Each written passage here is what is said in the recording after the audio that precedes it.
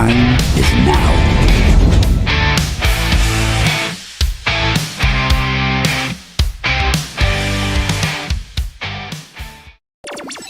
Early in the morning. Wakey, wakey, eggs and bacon. And UFC Breakfast with Corey Cutter and Sam Zaden. Monday through Friday from 8:30 a.m. UK. And UFC Talk Radio, the voice of the Toon Army. Well, good morning. We've been called some things, but never Sam and Corey. And here we are. Welcome, one and all, watching across all of the platforms. It's lovely to have you with us. I am the Geordie Yam Yam. You can call me that, whatever you like. But it's Gary, and I've got Ian Super McMackay with me. We're going to have a breeze through the post-presser conversation, if you like, because, like I said, a lot of it's getting shorter. And with repeated questions, as we all hear, over and over and over again. It was probably only about 12 minutes long, if I'm honest with you. But before we get into today's presser, let's do the housework and then we'll crack on. I mean, oh, crikey, I'm struggling. My mouse is stuck. Can I just say before I go, anybody that's driving and listening, because like I say, we are on DAB radio across the Northeast now. So whenever you get the opportunity, if you possibly could, like I say, do us an absolute favour. It'll be great for you to come on board and do a couple of things for us as we go through. So thanks for listening to us on the radio. And again, welcome to everybody that's involved in the show. Thanks to everybody that works in the background. Hit the like button if you could. And if you're driving, hit it when you get home. Subscribe, hit the bell. You'll get that notification as we come live 30 minutes before. And if you want to become a member of the show, it's $4.99. You get all behind the scenes action, members only, to do with Ian and Michael, who do the player ratings and things like that. And we're going to do Once Upon a Time and everything else. We are growing the channel. And hopefully we'll get more and more things towards you. Probably throw us a question. Great to have you guys involved this morning. But like I say, nothing is guaranteed. We'll try and cover as many as we can. But if you do want to guarantee it, then throw us a super chat. And then we'll highlight it. We'll talk about it. And we'll go from there. Anybody that becomes a member during the show or any of our lovely members out there that gift them will also be thanked as we go. So, Ian, like I say, it was a strange presser, if I'm honest. We had a lot to talk about, mainly about PSR, mainly about Tonali, and a little bit about Lascelles, who's gone. And I wanted to ask you, because I don't know whether you'd heard, but there seems to be a rumour on the grapevine that Lascelles and Eddie had a little bit of a coming together. I don't know how true that is. As Eddie has already said, it was more a case of looking at the player and where he is in his future rather than, holding him back. But with all honesty, we're going to get into the nitty gritty in a moment. There's a lot being spoken to and a lot being said by Eddie Howe that has happened in the past that seems to be a twisted truth. Let's just say that. So rather than open up and tell exactly where we are, we've seen it with the Isaac situation where he said, he's not feeling well. He was sent home. There's been a number of other situations. We heard about Lascelles not being fit or his body wasn't right ready and then gets moved on to another club, even though obviously he was very fit to actually be involved in Newcastle. Is this the reason why fans now are turning on Eddie to say, we don't know what's true and what's not true anymore? Well, that was a big thing, wasn't it? Under Ashley, nobody said anything to us, and we were in the dark. And that, not knowing, that lack of knowledge breeds the fear that there's something going on that you ought to know about. But yeah, from the Amanda days where everything seemed to be out there, good and bad, we did feel part of it. That's what brought the fans on board, where we're all pulling together. And I think we've definitely moved away from that. Whether there's been some sort of disagreement with Lascelles or not, I don't know. I mean, Lascelles has been out for so long. You would think that if he'd wanted to, if he's back from injury, that he would be trying to get fit, and he'd been desperately crying out for him to be able to play in the first team since November. Um, Maybe he's just body was telling him not to play so that he was fit to be able to find a new club to go to, because he's never had a look in, really, has he? It is just an injury crisis. Eddie referenced his performances in the Champions League 2 years ago for us, but I think that was, he won his place back because of injuries. Um, so the, the answer to your question is, who knows? We don't know. We don't know. Nobody Yeah, can say exactly. that Eddie Howe is open and honest and everything is out in front of us. No, He says Botman's Miley isn't. Bruno's not playing, but could be for the weekend. I would I would bet my house that Bruno's not available for the weekend. I think all of no. that Well, deception is partly yeah. necessary so you don't want the opposition to know everything. But I wouldn't be surprised if Miley did play. I wouldn't be surprised if Botman didn't make it for tomorrow, Yeah. because I just can't believe a word that is said in these press In conferences. these press conferences, no, and I think that is the biggest issue, isn't it? Is the fact that we aren't really we don't know what goes on behind the scenes, and I do understand Eddie doesn't want to, throw all his eggs in one basket and open up um, what potentially could be. I'm going to say his tactic or his playing side for the game coming forward, which is against Man City on Wednesday. Um, but before we go into this, I just want to go back because there was an article brought in, and again, it goes back to back in December, Sporting director Ross Wilson staged a behind the scenes meeting with journalists and insisted there was money to spend. However, the former Rangers Supremo was also brutally honest about the situation and stated that if Newcastle did spend, they would have to be creative. And I think what going on from that is you as we were talking off air, is the fact that it always looks as though, or sounded I should say rather than looked, that Newcastle were busy behind the scenes. It also sounded as though potentially they were looking at younger players because that seemed to be the overall it's more of the project player rather than the already built player. I think Eddie now is listening to what Ross Wilson is probably trying to do and get players that he can develop into the squad. We've seen the issues and the difficulties that Newcastle have faced this year with senior players coming in the summer, not having the right training time to develop that system of play, to understand the system of play.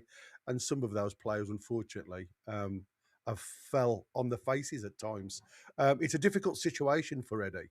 Um, but he does go on to say, and this is where uh, Hopkinson said a couple of things afterwards, and it was like he was looking at how much money behind the scenes that PIF have got to. He goes to say about the last time I checked, they were worth 1.2 trillion. Is that the world's richest owner? Yes, but we are in the self-help business. They can't use that money under PSR. We are only going to be able to spend on salaries and proportion of what we generate in revenue. And I suppose where we are at the moment and where we're struggling with is, yes, we have got money in this pot because of the Isaac sale, but we know from, and people are always going to argue the point whether there's a Newcastle tax or whether there's not a Newcastle tax. But if we go and throw money at a player that is capable of hitting the ground running, and that's a gamble, we've seen that, you're going to pay a hell of a lot of money for him. And if that's the case, surely that deflects on what we could spend on players in the summer. That's true. That is true. If you're trying to target 40 million Alanga and pay 55 million for him, Mm. or a Voltamada at 69 million that Bayern Munich are just shaking their head and say we've paid way over the top for. I don't think in this transfer window that was who we needed. I mean, obviously, fantastic if they drop in your lap like that, but it's always a difficult place. Nobody wants to lose their good players mid-season. But we were crying out. We are crying out for reinforcements. It's almost like the Newcastle car has got knocking going on in the engine. Two of the tyres are a bit flat. And instead of just leaving it in the garage to get it fixed and taking the bus somewhere, we're still hopping in the car and driving everywhere. And Yeah, inevitably, it's just going to get worse and worse and worse, and things are going to stop working. I mean, we have got reinforcements in that there's an under 21 and an under 18 team. And yeah, it might not be like hopping in the car. It might be like having to jump on the metro or getting a bus but it'll get you there. And if what you're looking at is saving Lewis Hall from breaking down and missing the second half of the season by putting Alex Murphy on for 15 minutes every other game, then do mm, it. You know, do it because saving Lewis Hall is more important, I think. But then that is the sort of player I think that could have been targeted in the transfer window. If you really don't trust all of these young kids, you'd have to question what we're spending all the money in the academy for. But you could go and find, as Forest did, for example, a left back out of Borussia Mönchengladbach for 2 million quid at 21. Now, that's not much of a risk, is it, to take that on, but at least to have a reinforcement. And if he's no good, then he's going to be sold by Newcastle United in 12 or 18 months. So you're going to make a profit on him anyway. yeah, I just think that we're in emergency conditions. We could have spent a little bit of money to bump up that first team squad. If you get the age right, they don't have to count in the 25 for the Premier League or the Champions League. Um, but it would have, I mean, if we had that, it would have saved Tino Livramento from being worked into the ground. He's injured for a second time. Um, Lewis Miley has played every game with very little rest, and now he's crocked. He can't straighten his leg. It's just inevitable that you try to go to the well way too many times. And the thing is, it's not like they're easy games that we're playing. We've got we're still active in 4 competitions. There's a lot at stake, and it's like we just haven't tried. What we've done is we're going to work our car in the hope that we can get through to the MOT date without doing a service in the middle of the year. yeah. Yeah, I mean, it is a crazy situation to be in at this present moment in time. Because I agree with you. I think, like I said, I think some of the youngsters, and it doesn't matter who you blame for that under 21 squad that really just hasn't performed. And like I say, you go think of the money that we spent. Harrison Ashby, what was it, 6 million? You said, I believe we spent on him 3 million for Alfie Harrison. There's been some money thrown around for the youngsters that really haven't hit or seen to produce anything regarding form, especially at this level. And again, it goes to prove the levels that they were when you look at the clubs that they've gone out to. Now, some have gone on a permanent move, some have gone on to a loan. Now, I don't mind the loan ones going to the lesser leagues because they need game time. So fingers crossed that experience allows them to develop and come back a better player. But I do think there's probably been a lot of probably a knee jerk reaction regarding the academy because we haven't really had an academy. And I think what they've tried to do is fill the void with players just as numbers rather than the skill set to try and get to that level. Uh, I mean, it's like I said, we see what happens with the likes of City, Arsenal, Chelsea. They utilise their juniors as a cash cow, and it does work for them. I understand that.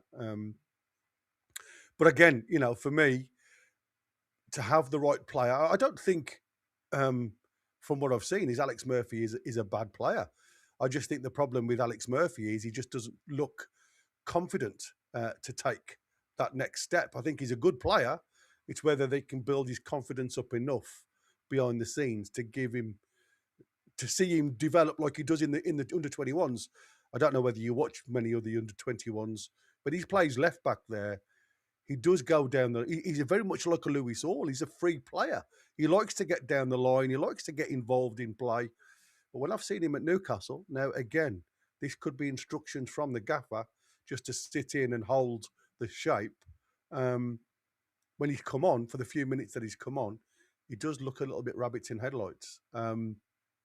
But again, it's a big thing to ask these youngins to come on board. Some have the mentality to do it, others don't. But anyway, I mean, I like I mean, say, there are others. I know Michael will tell me that none of them are good enough, and that's why he won't use them. yeah, But Cordero's loan went wrong, and he came back, and he's a big thing apparently. He's a real prospect, but we've just sent him straight back out on loan. Is that not somebody who could have been an extra body in the squad to fill in somewhere? Same with this South Korean lad who we did see a little bit in yeah, pre-season. He looked didn't like exciting, didn't go he? past a full back. Yeah, Sung Again, and Park. I'm not saying build a team around him, but if he's sitting on the bench and we're struggling to get through a Man U or a Sunderland in that type of game, why not throw a maverick like that on? Arsenal aren't worried about putting an 18-year-old on, or a 17 or a 16-year-old on. Um, this Alibi or whatever he's called is meant to be something special as well, and he's very young. But I don't know. I haven't seen him play. I don't know what the fuss is about. But he's in Mm. the first team squad and he's sitting on the bench. Surely, surely you can get a start, or a start on the pitch, even if it's the last 10 minutes. Let's test the water because Yeah, it's saving a first team player from 96 minutes.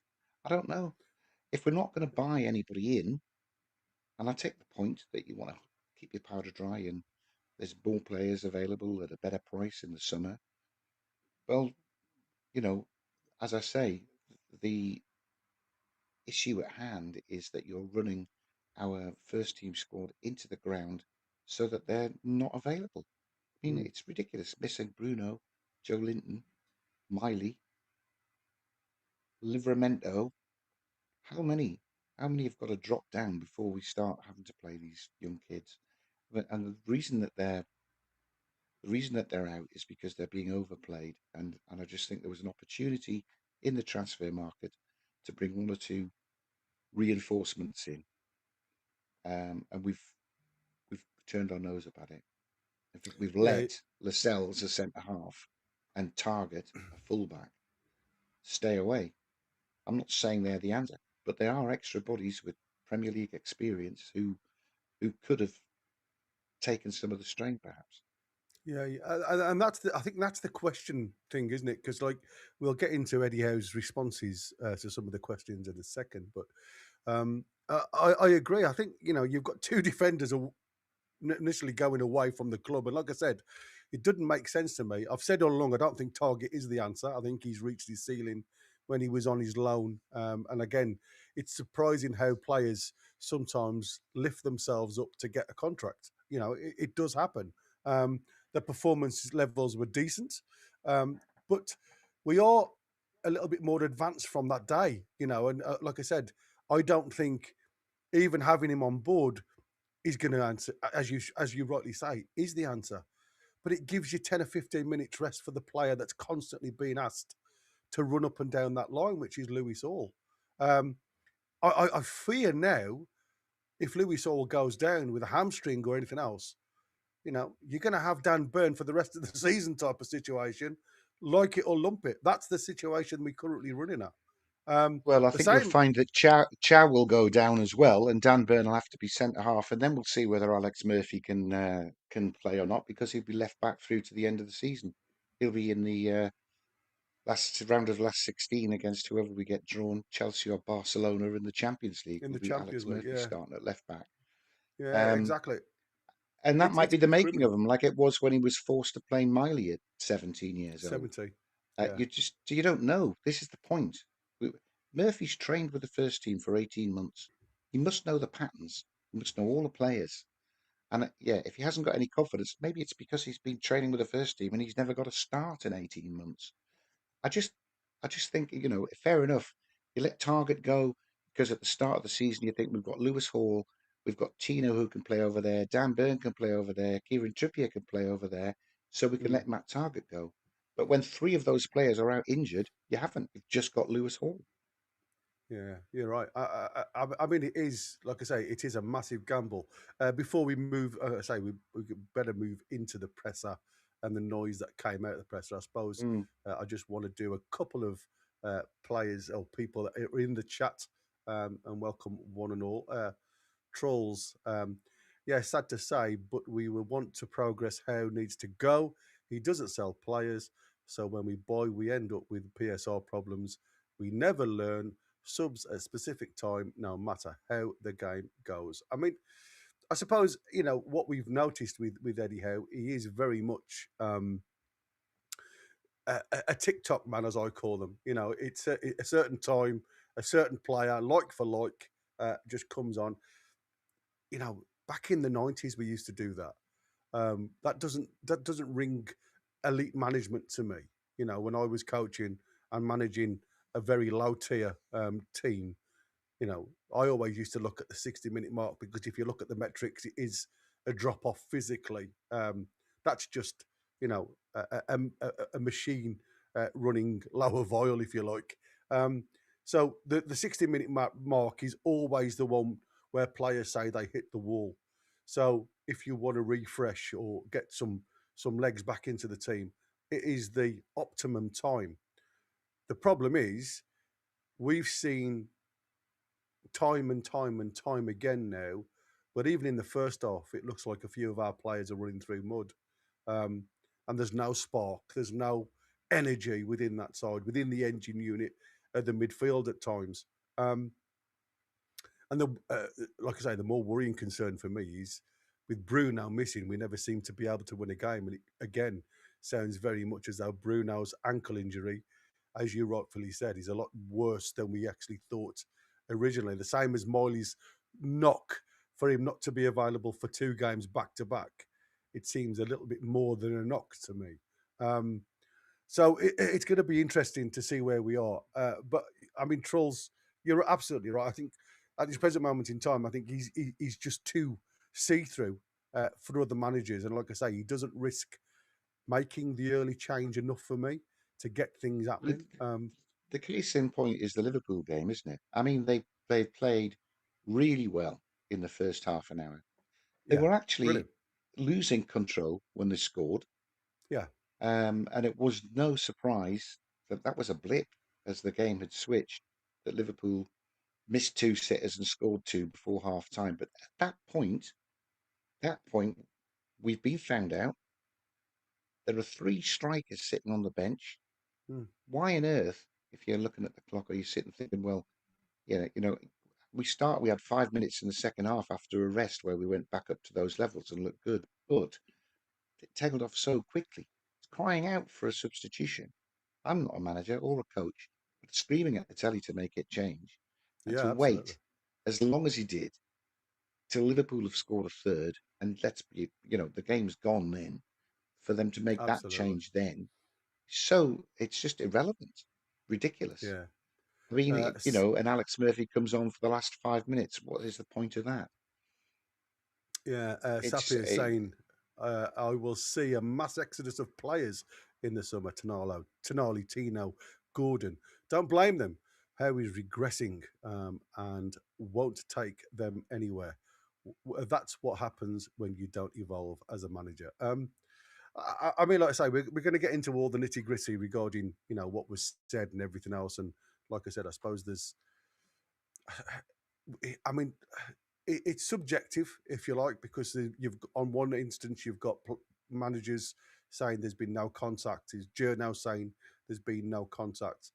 Then you get other journals and the agent saying, you know, we haven't had a conversation. But then all of a sudden you see that one little bit of noise coming from the Athletic where it says it was the agent offering uh, the services of Tonali. And I think that's where you start to question where that information has come from. Is that just the agent trying to make a killing, make a living, if you like, or has there been a little bit more in that conversation regarding the player? But Eddie Howe dismisses it all, as he did, if I'm honest with you, with the Isaac situation, and like I say, this is where I said sometimes it's becoming a little bit more. It's a little harder now to actually take what Eddie Howe says and say, well, that's got to be the truth. That's all I'm saying. I'm Mm. not saying he's lying. I'm saying he's probably defending the truth, probably a little bit more.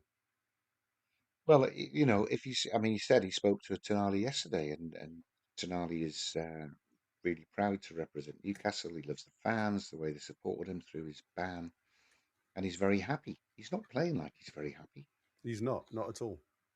Not playing with that freedom. So, if we get through to the summer and there's rumours about that, I would say let him go. Let Arsenal have him. Get what you can get for him. And we've got that cash at the start of the window to then start replacing these players. I mean, Mm, with Tonali, I'm a fanboy for Lewis Miley. So with Tonali, I think we've got a ready-made replacement for Tonali, in that mm. Lewis Miley can play that number 6 role and actually improve beyond where Tonali is, because I think he's that good. But if we do get that sort of money, there's Isak type windfall for a Tonali or a Gordon, please, please do not parcel it up into huge amounts for players that are clearly not at that level. Established Premier League players that are second division established Premier League players, like Wissa in comparison to a Semenyo, or a Langer compared to Semenyo, or Madueke. Um, yeah, let's find the next Bruno, the next Tonali, the next 35, the next Potman, the next Yeah, exactly. Chow. They're obviously out there Of in course they are. Europe, and we found them. I just think we've wasted a chunk of that Isak money, not because I think Wissa or Voltemada aren't going to come good. I'm hoping that they will, but I think we definitely overpaid for them. We probably overpaid for them, and if we hadn't, we would have been able to afford a right-sided centre back and a backup full back in this transfer window. Mm. And Yeah, that's probably what they're trying to avoid doing for the summer again. But that's because they're probably looking at players that are going to cost too much, and that's not the way forward. This new no, this new director of football must have a long, long list of players that have been scouted that they like the look of, that they're following. He was able to find Murillo. He was able to find Milenkovic. He was able to find Alanga out of the Man U team. Um, who else is on that list? Who else is on that list that we can bring in mm, for, not going to say pennies, but for a Lewis Hall type fee, a 20-25 million. It's going to have a ceiling that's going to get them into improve the first team. They must be there, but we haven't taken that no. opportunity. We're just going to see who's going to be last man standing by the time we get through to April, and Yeah, you're that's right. a horrific thought. Geordie Dan has said about did the club release a statement about Lascelles leaving? If not, that's bad form when he is a player that actually gave his all when the club was in a bit of a low ebb.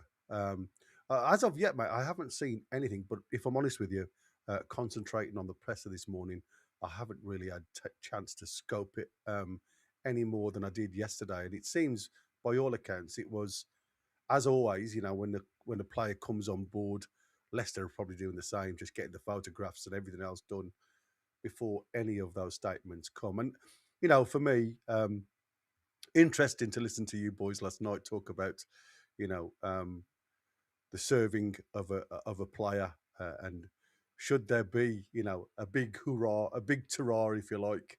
Um, Seems incredible to think that he's nearly been at the club 12 years and he's been ushered out the side door without much notice whatsoever. And like I say, whether there will be a testimonial or anything probably in the pre-season type of situation, who knows? He may be asked to come back and get involved, but I would have thought as he will be at a new club, they will want him on board with theirs, and the risk of injury and everything else. I think now he's gone, he's gone. You know what I mean? Maybe there'll be something if he retires at the end of the season or whatever. I don't know what the plans are. It's hard. I mean, he deserves a testimonial, but it's hard when he's left mid-season. The testimonials are always they're at the end of the season, aren't they? Yeah, Before they exactly. go away on the holidays. Right then, we've had our little bit of a rant and a bit of and what we believe. We'll get straight into the presser straight after this. You are listening to NUFC Talk Radio, the voice of the Toon Army. Live daily on the website, on YouTube, and on every online radio directory. NUFC Talk, the voice of the Toon Army.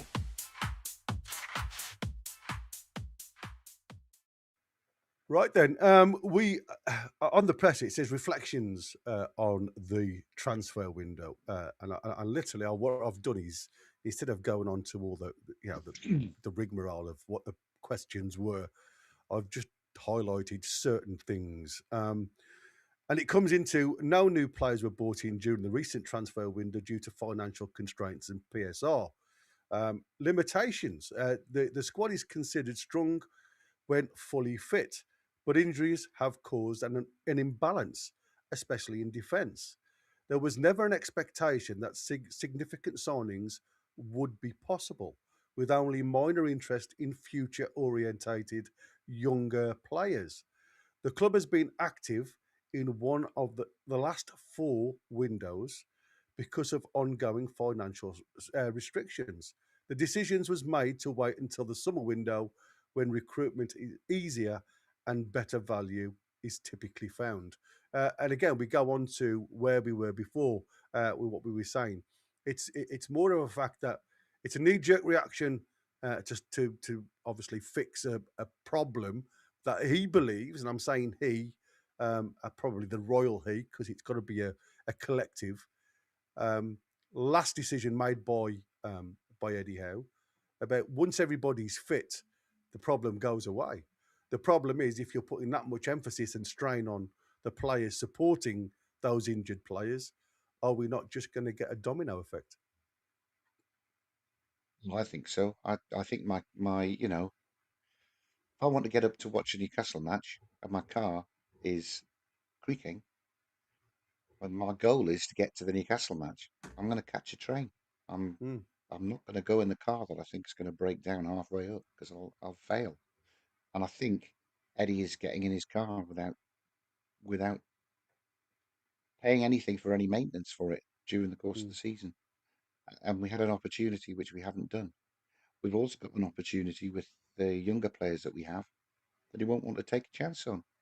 And the upshot of that is Bruno and Joe Linton and Miley and Livramento out. Players just coming back from injury. I mean, how what's Trippier feeling like, having played 3 games, having come back from 2 months out? What's mm. Hall like? Hall had a spell out, and we're playing him the full game, apart from 5 minutes when Alex Murphy came on. But we're playing him the full game every game. Well, Chow start to make errors because he must just be exhausted. He started the last 33 games in a row. That's not Yeah, crazy. rotation, and we're meant to have a squad to be able to rotate. Um, and I know we've got some injuries. Shah's injury was unfortunate, but that would have been. There was a lad, a lad who's an international, I think, Heffernan, who's a centre half, who's left because he can't get any first team football. I think he's left for Falkirk, or he's not sort of been snapped up by Villa or anything. But there are the players who physically could cope with stepping in if necessary, even Mm, if it is in the games against Burnley or the cup match against Bournemouth. That's how you rotate a squad, and you keep your other players fit for the really big games. And we've played away at Liverpool with 4 or 5 first choice first teamers out. yeah, And, crazy. it's only the end of January. We've got to go through to May. Yeah, that's the thing, It's, isn't it? it's You've frightening. still got to go through. There's still a lot of games, put it that way, to be played. And like I say, you are risking the elderly, if you like, the OAPs on the right hand side at the minute, to be playing all of this game. Now, if you think about it, he's the only player we've got now with Miley out. So can you imagine, does Shahar just be thrown into the deep end like you said Miley did in the end with no previous game time? What are we expecting I don't from know. these young'uns? You know what I mean? Just to be thrown in against the likes of Man City or the likes of that. So I find it very strange at this present moment in time not to have given a look at these lads when we've had the opportunity. And I'm not going to say against lesser opponents because that's not fair. But there's been times where we have been comfortably, and I'll go back to the Everton game. You're 4-1 up. You could have had a real good look at all of these players in the last 15 minutes just to see if they can go forward with you. He Well, does I would have talk said about the... 2-0, Go on, 2-0 mate. at home to PSV just recently was a Yeah, perfect opportunity. And the guys, absolutely. Sahar and Murphy, were on the bench that night. They could have had a bit of a rout then. Yeah, exactly. He did go on to talk about the current squad, and apologies because I am looking at my phone and I do this. I've made notes on my phone. Squad depth is currently stretched, particularly defensively, due to injuries. Some key injured players are close to returning, but Bruno and Miley are not expected to be available for the upcoming match. Whilst Van Batman may be fit, squad rotation is handled carefully to maximise physical condition and minimise injury risk, usually changing 2 to 4 players per game. I found that a little bit where? Because in certain Well, positions, nothing changes. well, I agree. I agree entirely. I mean, I don't think the facts back that up.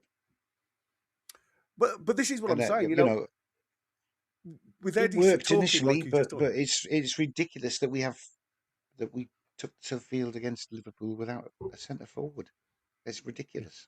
Yeah, Um, absolutely. we tried three wingers early on in the season, couldn't score between us. I know that Gordon did score a very good goal, but to be honest, it was McAllister who played him through, having tackled Barnes, Mm. and he took it very well. But he's not centre forward, and we had three on the bench. Yeah, That's just bonkers. it's And I it's mean, criminal, isn't it it? wasn't really. It was working. It was working, but only because Barnes and Alanga and Gordon were burning themselves out in the first half an hour. Yeah, and I think that you could And that see isn't that game management. If your not team's at all. knackered after 30 minutes, it's not game management. No.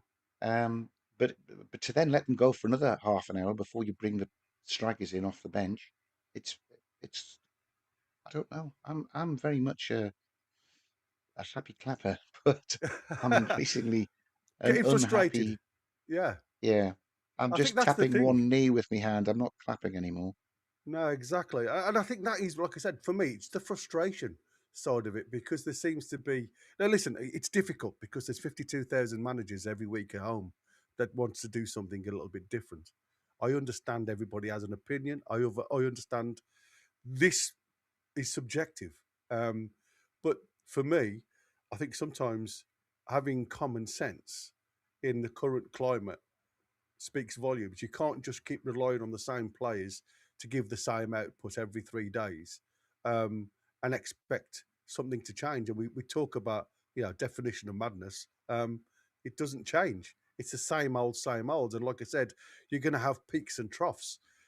PSG, peak, Liverpool, the trough, virtually, running the same system where you've got the press and everything else on one, it'll retain.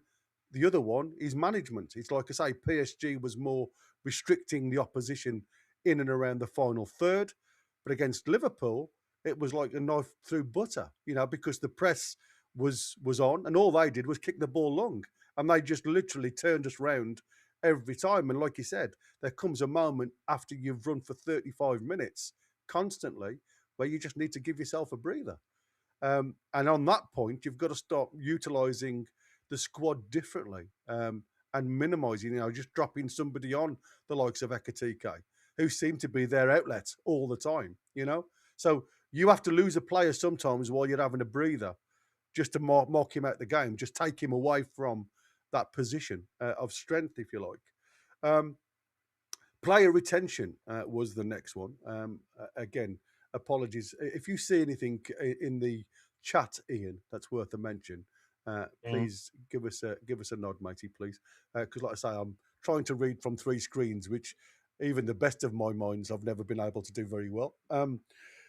He does go on to talk about player retention and transfer speculation. Jamal Lascelles has been praised for his long-term service, leadership, and recent strong performances. Excuse me. There is no intention to let Sandro Tonali leave, despite rumours and reports interested from other clubs. He is considered integral and is happy at the club.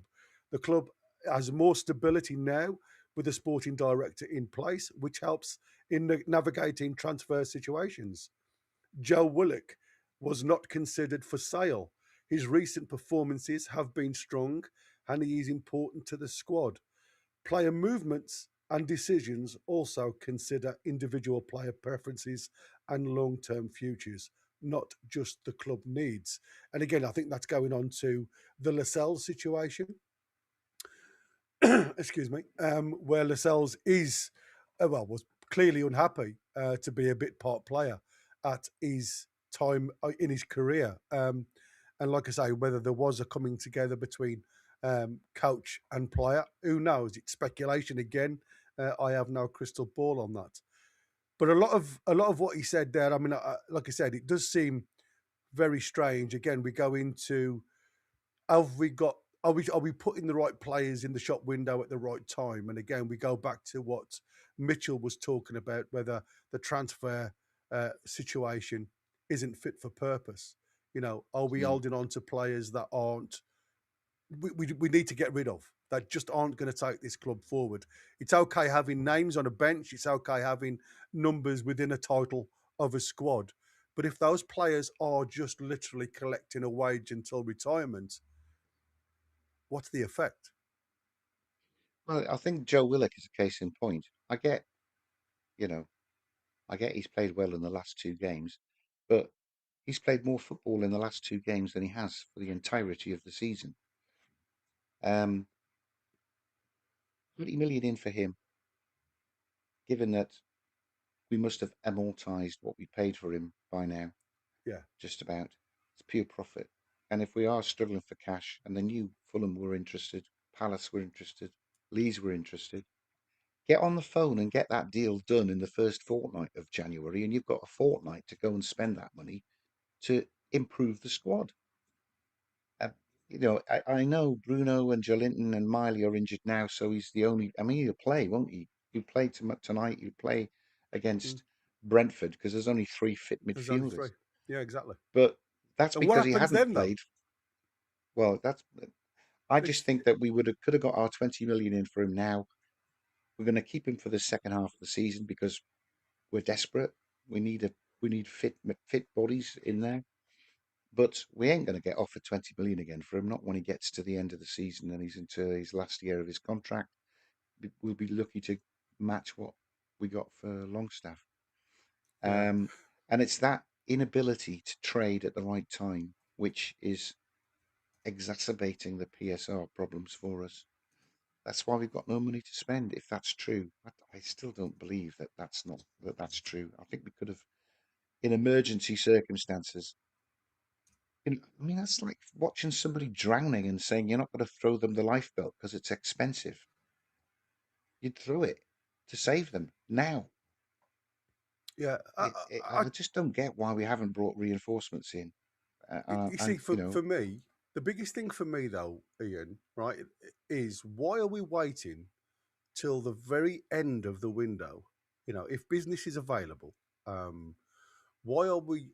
And it was a similar thing to Isaac. We were stubborn. We didn't want to obviously let him go. With the current situation, as he said, we didn't have a DOF in situ to talk with the agents and try and rectify the situation. But we waited and waited until the very last week before anything happened. And then it was simply a knee jerk reaction to get a replacement in, knowing full well from, again, rumours that the player was ready to leave the previous window, because of what Mitchell had said about his contract negotiations were going to be put on the shelf for a while. There was more important ones to get on board regarding a contract. Now, you know, I do find it all a little bit like I say, to me it feels like a bit of a tug of war at Newcastle between two immovable objects at times, because you don't know who's winning and who's losing and who's right or who's wrong. It just seems as though at the minute it seems as though we have now started to see a bit more of a settled ship in the seas, in the stormy seas, and maybe it'll take a little bit of time to get the balance right, because like I say, it just seems as though we've had turbulent times through previous windows. One, we haven't had the money, and two, we've just had two DOFs that haven't really given us anything to chew on. There's always been something happening behind the scenes. Ashworth with the Man United link, the gardening leave, there was always a problem there. Then you had Mitchell come in, who, like I say, I loved the look of Mitchell. I thought he was going to be a great signing for Newcastle. Then you start hearing the noise behind the scenes. And again, it just seems as though there was a tug of war between, the top and bottom of the tiers, if you like. And I don't think that's been very good, especially now when you look at it. We've come to that next level. We've got a little bit more of stability, but now we've wasted a lot of money on a knee-jerk reaction to me in the summer, where we had to just try and pull players in. Again, you talk about Premier League proven players that just haven't really hit the ground running. Well, I would hope there would be a much bigger pool of scouted players further down, not yet Premier proven, but tried and tested that they look as if they could do a job there, for us to be able to bring some players in at a lower transfer fee. I mean, that was the frustration, is that we're trying to suddenly compete with elite Premier League forwards against elite Premier League teams, and that isn't who we are just yet. Can't afford the wages to compete with Manchester City and Manchester United and Liverpool and No, but Chelsea, and that's why those players we wasted months chasing after didn't come to us. And you're right, we overpaid for our two panic buys. I think they're both good players, and I think we haven't seen the best of either of them yet. But we definitely paid 15 million too much for Wissa, and probably another at least 10 million too much for Voltemada to make sure that they'd come. That's a lot of money. That's they've just turned that much down by not selling Willock as well. So I don't know if they're managing it in the right way, to be honest. I think they're you're wasting right. money when we don't really have it.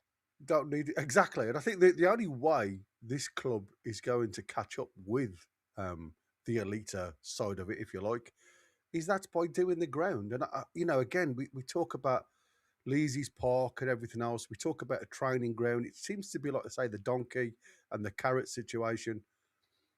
I really do believe that, if Newcastle really had the ambition to be involved in the elite side of it, be this club world number one, if you like, which has been touted around far too often for me. There should have been a lot more going on behind the scenes. I mean, the training ground shouldn't have been waited 4 years into the project before that sorted. That should have been something the owners looked at the current situation and said, you know what, that's the first thing we need to do. Now, whether they were looking at a complex, the likes of the Emirates, where you've got everything together, it's a different entity altogether, because that was a self-built for area for the athletics. So they'd already got it all around. They just had to change the buildings to suit what they required. Newcastle have to build completely fresh. And apparently, this land has always been there.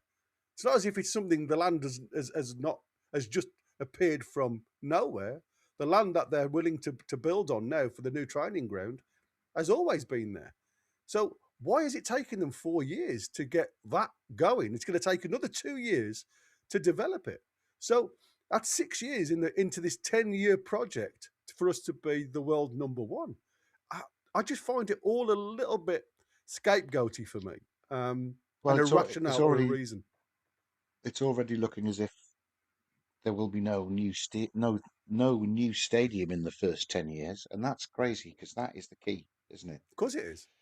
And that's, I Absolutely. mean, I love St James's Park, and it's wonderful that it's in the centre of town. But if they were serious about it, they'd have done what so many other owners have done, and they'd have built a new stadium out of town. Let's be honest, Yeah. build a stadium outside Alnwick, and you'd fill it up with 60,000 people every Saturday, Yeah. which is surely what the important thing is. Yeah. Yeah. Absolutely. I know that I don't want them to go and play outside Alnwick, but if they'd wanted to, they could have built this stadium. They could have the plans that would be underway. We'd be able to play at St James's Park while it's being built, and then move in the way Everton have done and left Goodison Park and moved into to Hill Dickinson. Yeah. Um, You're right. that Uh, just seems really strange that it's taken so long to do that. Yeah. I'm just going to put this. Sorry, it's not that one. It's this one. I wanted to put on there. Training ground doesn't change anything. What happens on the pitch, says Steve Waldo. Well, I disagree with that. I disagree with that totally. Simply because it shows ambition and it shows you where the club are directing the players. And like I said, what you get then is a bounce of confidence from players. Um, I mean, it's like I said, sometimes, you go through as a player when you come into a ground that's got very limited, it's like, oh, okay, thank you very much.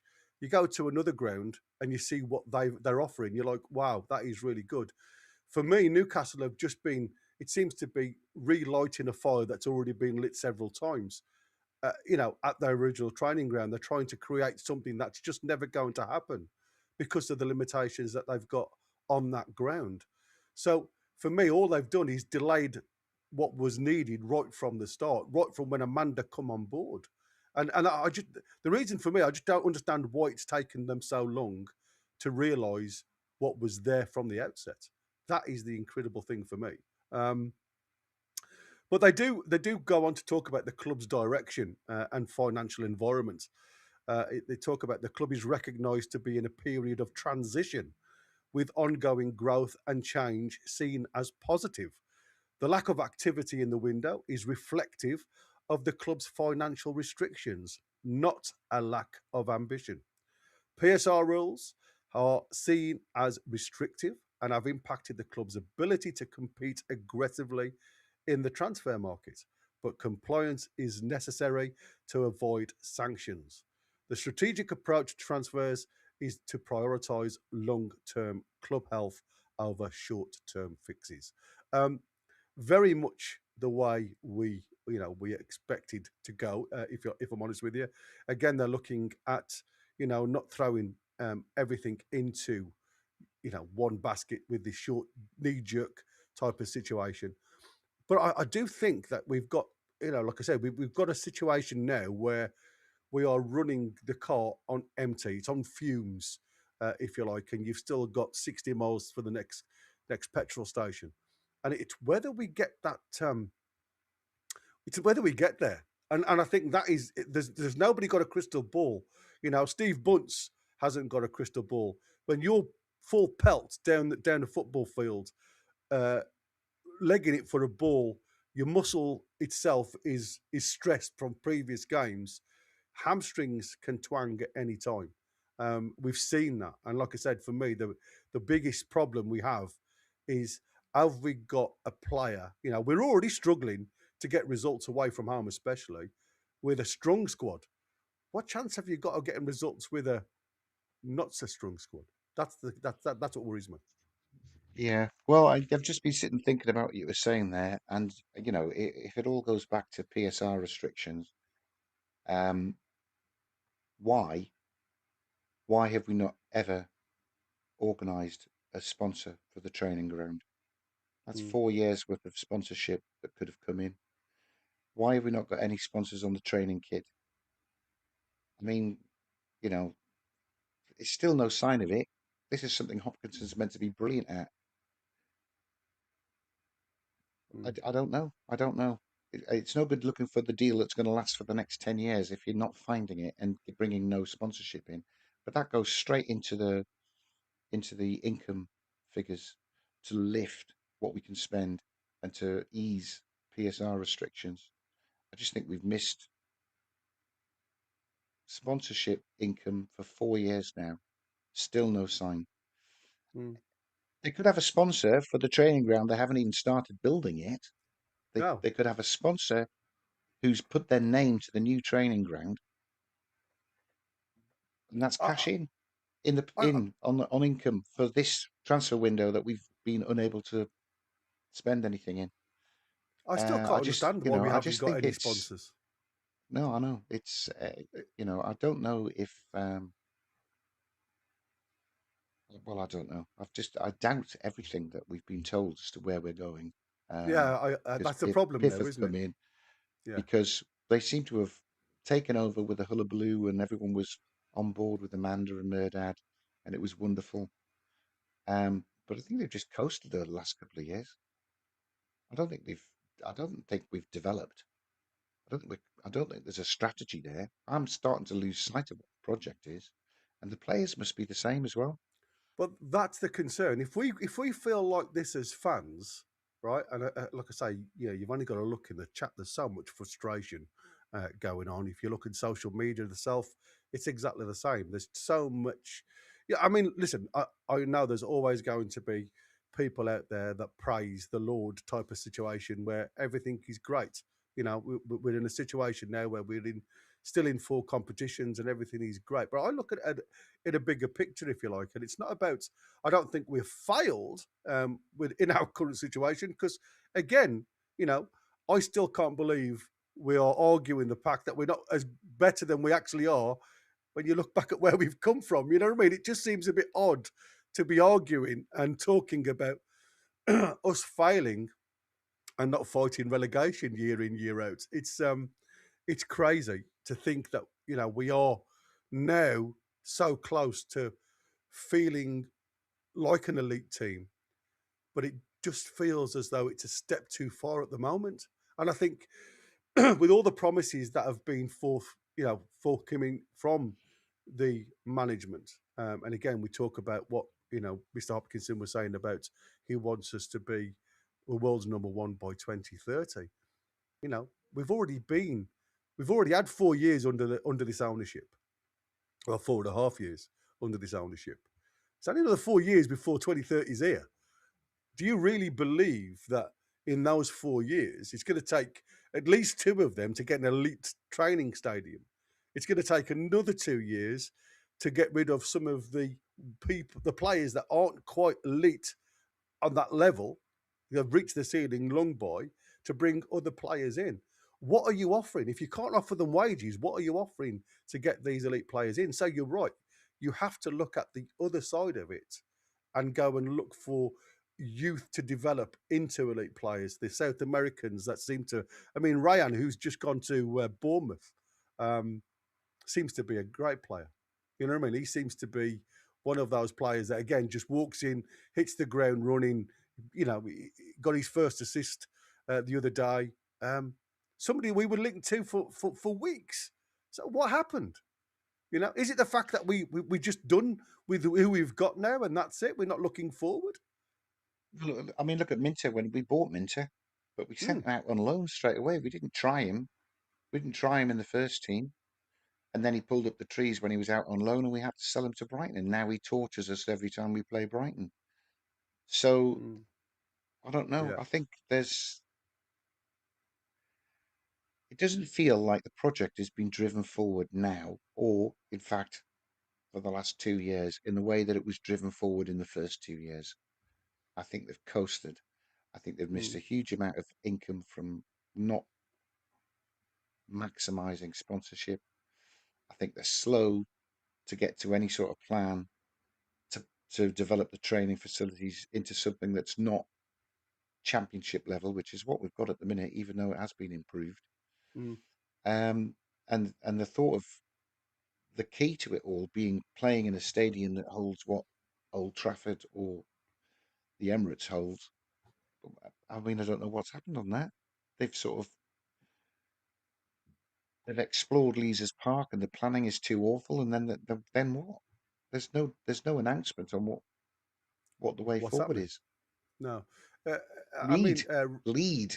That's what we need. someone leading the club, telling us what Yeah, is happening, yeah, instead of exactly. fannying about for years, listening to, oh, we should do this, we should expand St James's Park. Oh no, we shouldn't expand St James's Park. We should have a new stadium, but we can't move away from where it is. Why can't you move away from where it is? If you really want a Yeah. 75,000 seater stadium filled, then you'll have to move away from where it is. So just bite the bullet, get on with it, build it, and the Newcastle fans will turn up to watch the game. Certainly, if you've got that much extra income that you're bringing in elite players to watch, and we're fighting in the Champions League every year, and we're getting through to quarterfinals, semi-finals, and all of our competitions, and we're up in the top five, which is what I thought the dream was. Mm. But I mean, we're going to end up in the top five this year, despite how we're being run, despite how we're being not led. I think, as I say, we're adrift, coasting. Blimey, I Do you didn't know I was that much of a away from a happy clapper. But I'm just talking to you. It's brought it all out. This but time is being wasted do you think though that we are going to still finish in the top five this Well, season? look, I'm clinging on to the fact that we're still what? We're still only 6 points away from the top five, and we have got a really benign run in. It's got Arsenal in the middle of it, but the other 7 or 8 games around it are games that um, the Newcastle of 2 years ago should be picking up wins in all of those games. So if the Premier League continues to be inconsistent and everybody keeps dropping points and drawing at home with Burnley and all the rest of it, and we are still 5 or 6 points off the European places, I'm hoping that, Mm. you know, you might get your players back that have been out and they're fresh, and they're ready to go, and we can have a lovely run in. And we can come storming down the outside and pinch a European place in a photo finish. But as it's going at the minute, I think it's 4 games that we won away from home out of 19 that we've played. Mm. That's that isn't It's nowhere that near isn't good top enough, is five it? form. No, No, exactly. it's not. And you know, for me, it's like you get into a situation now where you're reliant on other teams to do a favour again. You know, I mean, it's a strange league. It really is a weird league this season. Again, it reminds me of the time when Leicester won the Premier League, where everybody was just beating everybody apart from Leicester, who just went on a run and obviously nicked it. Good news, though, I suppose, coming out of Newcastle.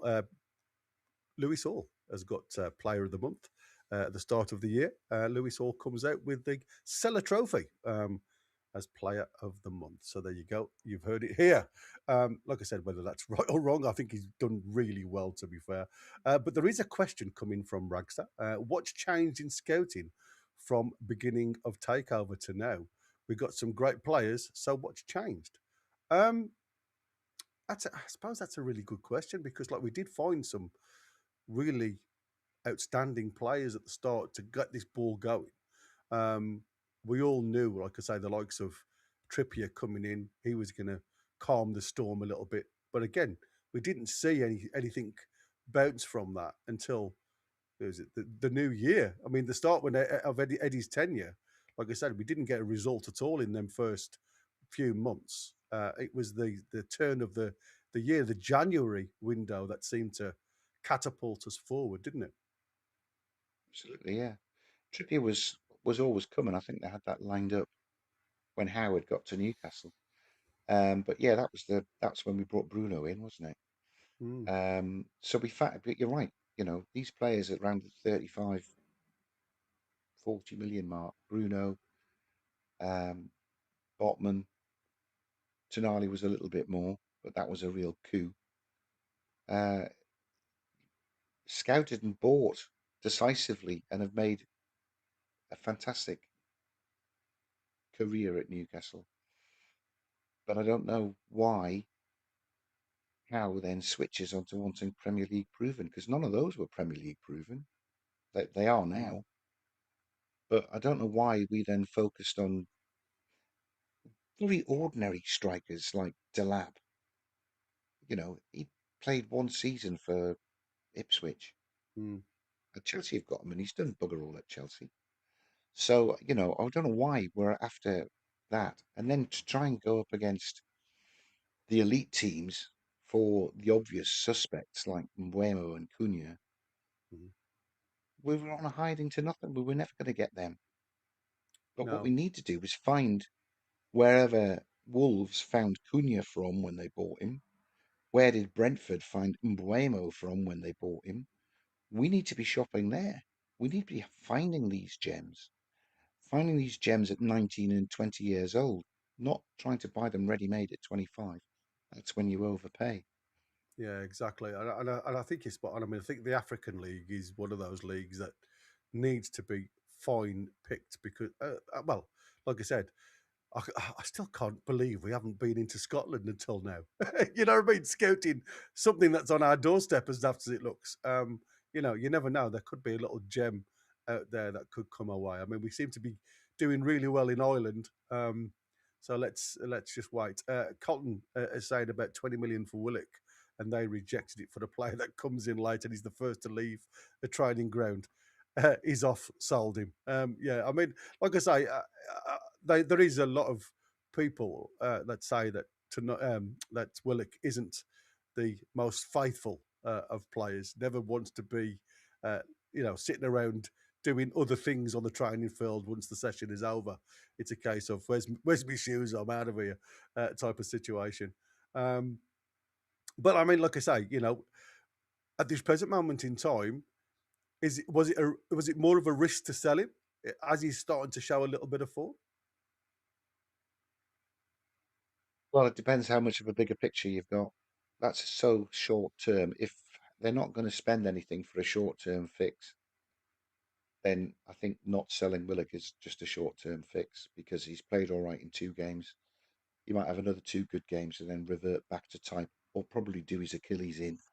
Mm, Um, and we wonder what on earth we haven't got rid of him for by the time March comes along and he's not playing.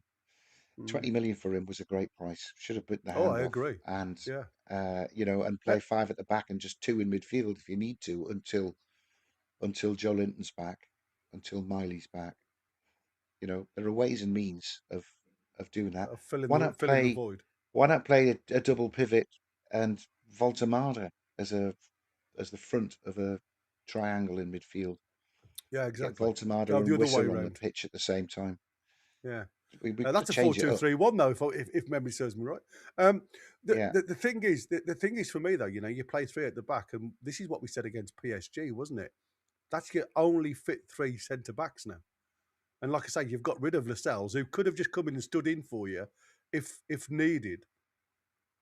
It just seems a little bit, like I say, um, risque is probably the word I want to say. Darren Lee here is saying, can't sell players if the owners don't sign off to buy new players, or we be weaker. Um, I suppose again we don't know.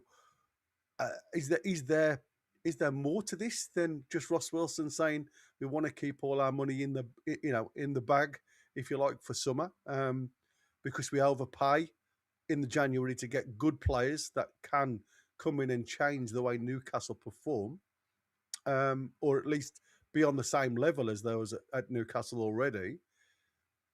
Or do we go for the same player but for less money in the summer? Do you get more? I suppose the bigger question is: do you get more for your money in the summer than you would do now for that same player? And I suppose the answer is yes. But if you're going to get 20 million in for Willock or nothing, then that's why you've got to trade.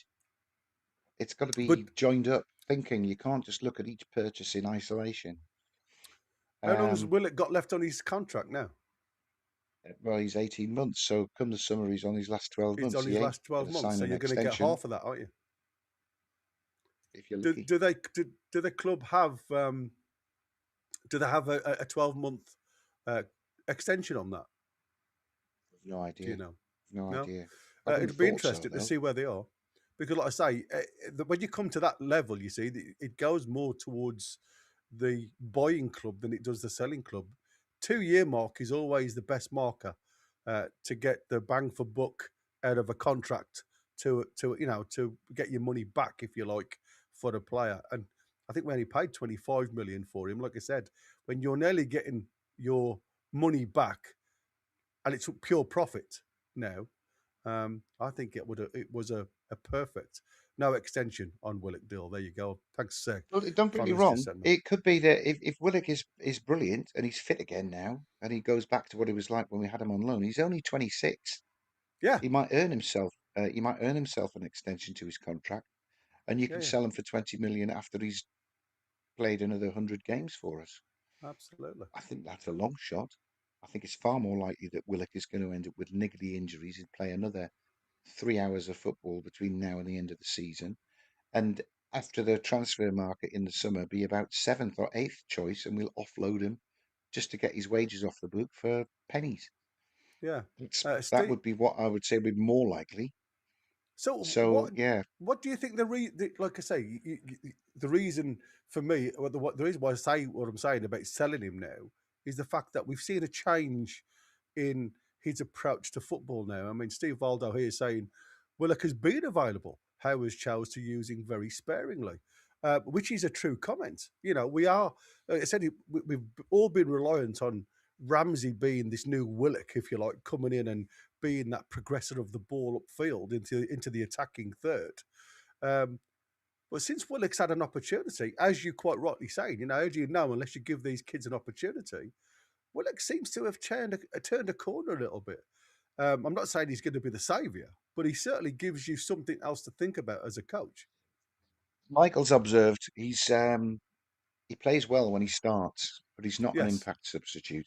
No. He's a lack of impact substitute. So yeah, start him. But then who are you leaving out of the midfield when Bruno Tonali and Joe Linton are fit? Where do you Yeah. find a space for a Lewis Miley?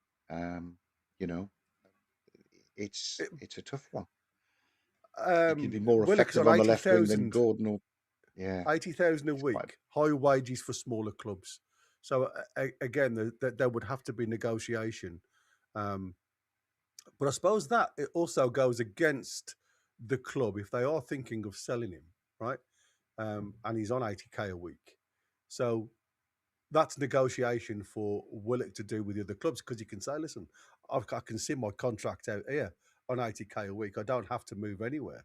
Um, it's a difficult situation to be in when you're dealing with lesser clubs, isn't it? Yeah, yeah. Well, it is, but then 80,000's not. Um, it's not too huge, is it? I mean, I wouldn't mind it in my will it pocket. will it go into Fulham's? They'll have players on that. Yeah, Palace. I know they have, but I mean, again, you talk about Craven Cottage isn't a big ground, So if you're talking about this squad cost ratio, that's what you've got to think about now. It's not about Mm. where we think about what they can pay, and I'm sure they have got players on that already. The biggest problem is now the squad cost ratios coming in. They will look at, can we afford an average player?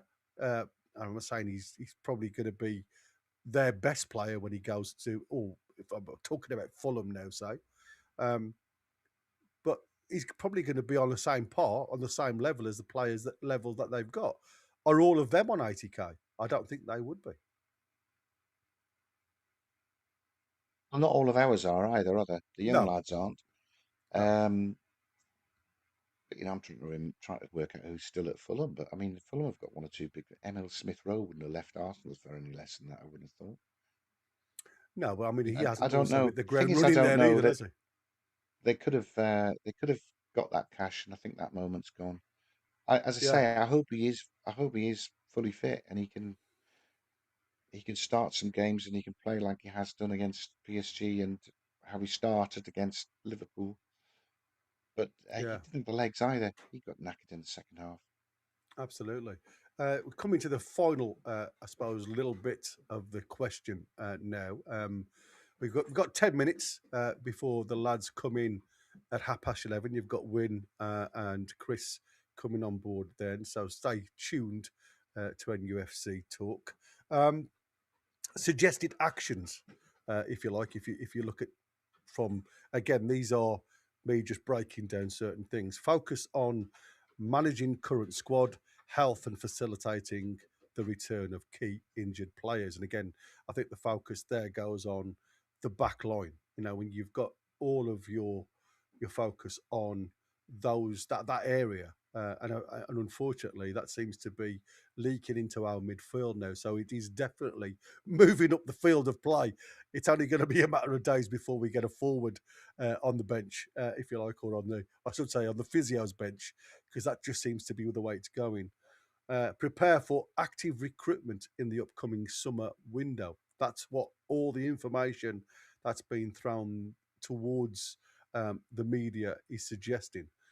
Continue supporting key players amid external transfer speculation. So again, it's about giving the belief to the likes of Tonali, Bruno, and like Eddie says, all good players will always have value to other teams. It's like everything else. They always try and pick the big apples, the juicy apples first before they go anywhere else. So it's great to see. And then obviously it talks about maintain compliance with PSR to avoid potential sanctions. Now, like I say, Newcastle were very close. Apologies if you can hear my dog tippy tapping on the floor. The For me, Newcastle avoided a points sanction recently, and I think we've all said we don't want to go down those roads again. I should say, rather than rules. So it's a case of just trying to find a balance between the what you can and can't do. And like I said, I think at this present moment in time, maybe us as supporters are expecting more because of what we see from the owners being, you know, deep pockets full of cash.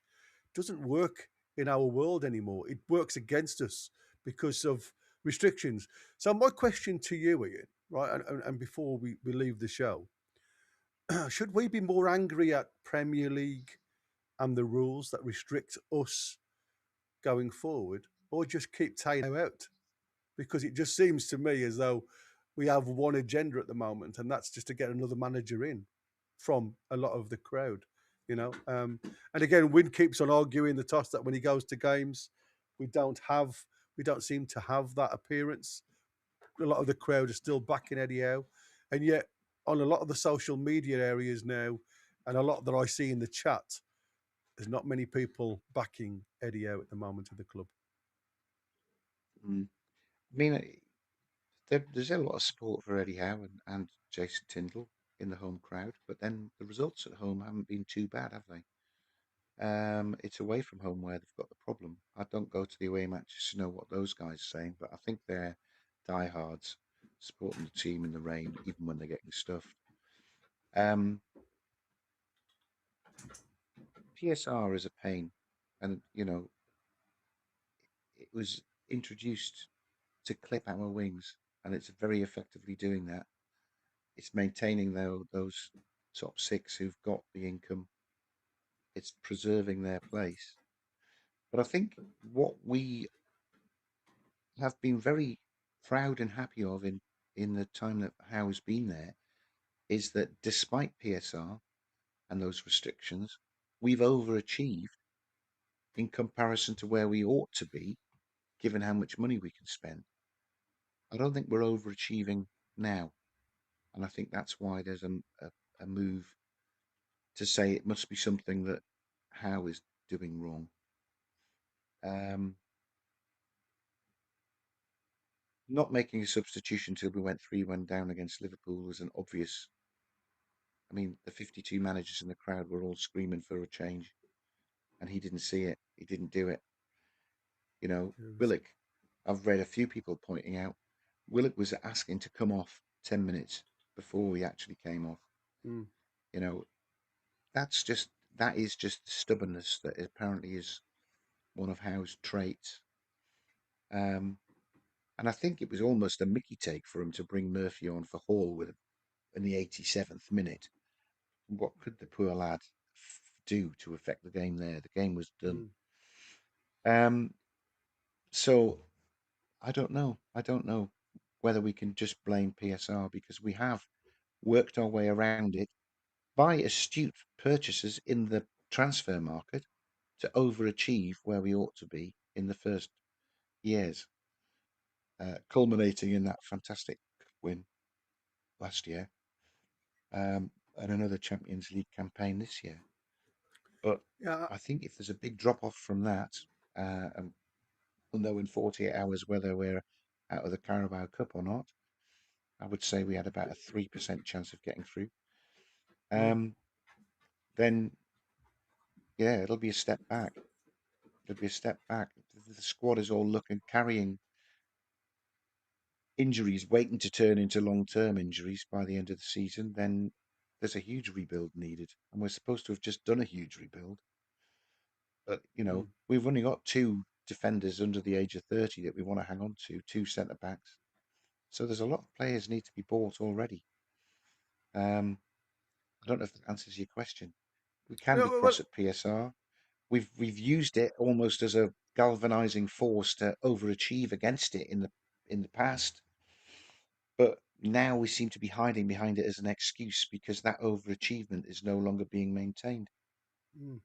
I mean, we've seen it in the past, haven't we? Where teams plateau, if you like, across. They have a major, like we have, if you like. You've got on an extreme, heightened, crest of a wave, if you like, playing really well, playing across all competitions, winning a trophy the first time in 70 years. We are in the Champions League again, doing decent. Playing against the elite sides. There's going to be a plateau. There's going to be something that gives. And I think sometimes, like I said, sometimes expectations and the thought of achieving greater year in, year out sometimes doesn't happen. It doesn't happen in life, never mind in football, because football is a funny old game. That's the old saying. So for me, it's a case of sometimes as a team, as a club, they have to take a step back to drive the nail further into the wood going forward. Um, it's whether we can accept that as a fan, whether we can accept to fail, if you call it a fail. Now, I never, when I was Well, teaching just to my jump in there, students, Gary, sorry, yeah, I'm go on. going to jump in because you've used one word which is not what I'm seeing.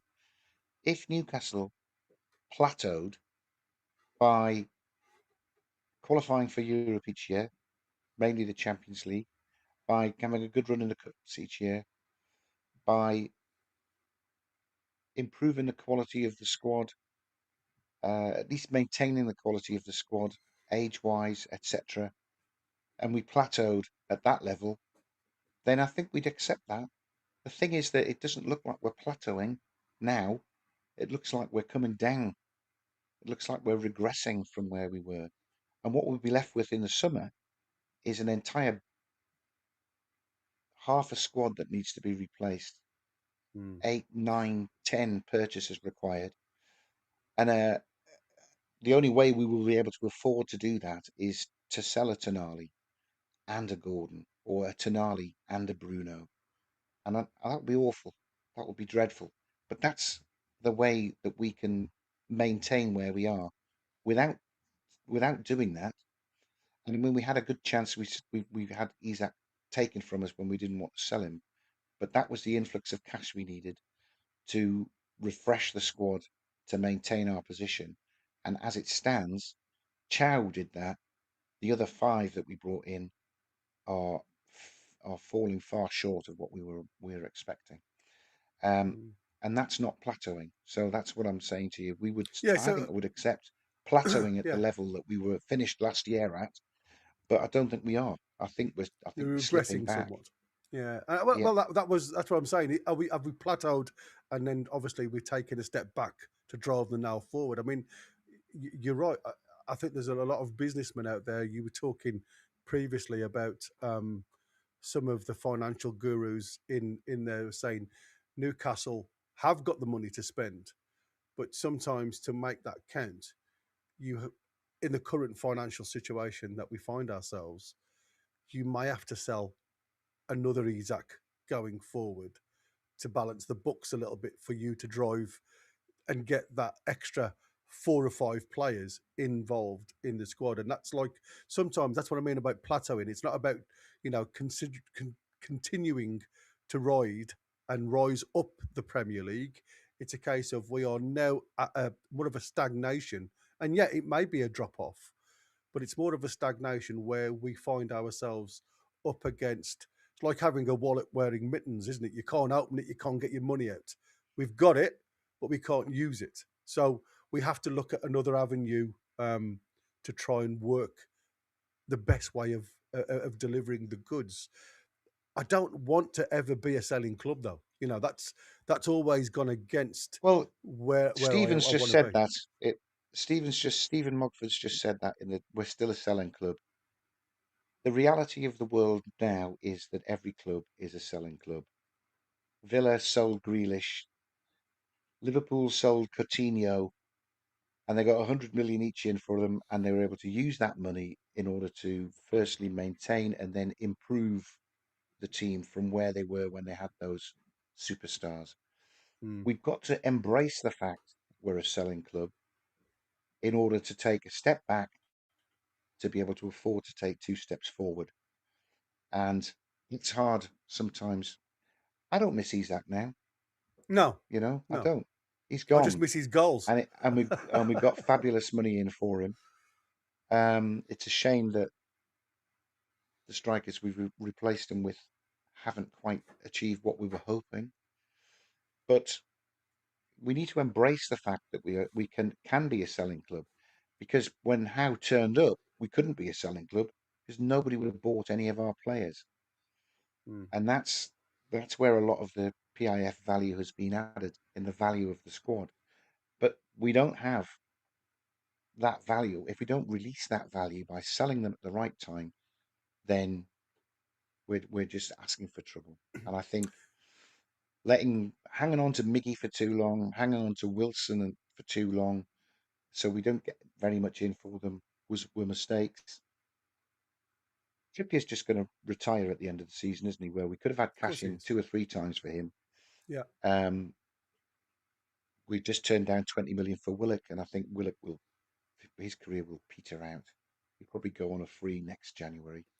But I'm guessing, aren't I? But this is what We I all mean. are, We mate. need to be I able think to that's embrace that we're a selling club and to cash in. Gordon should have been sold when Liverpool was sniffing after him at the season, whenever that was, beginning of last year. yeah. They could have got 80 or 90 million for him. He's a 60 million player now because he's not been very good this year. I'm hoping he has a really good World Cup and you end up selling him for something like 80. Anyway, we're going to have to. If Tonali is people are after, then fine. I'd Yeah, cash we're him going to have in. to call it a day because the lads are going to be coming on board at 11:30, and I've just seen we've got a 2-minute window. So I want to thank everybody who contributed today in the chat, and like I say, my right hand man Ian Super Mac McKay for joining us. We will be back at the early part of the show tonight. I think Ian's on the later part, so come and join us from 8 o'clock tonight. Like I say, if you hit the bell, smash the likes, and gives us some lots of support and lots of love, you will get notifications once we go live. But until I see you later, like I say, stay on board for the lads coming in at 11:30. I'll bid you farewell and have a lovely rest of the day. Thanks, Ian. Thanks everybody out there You're in welcome. Viewerland. See you on the It next was one. fun. Take care.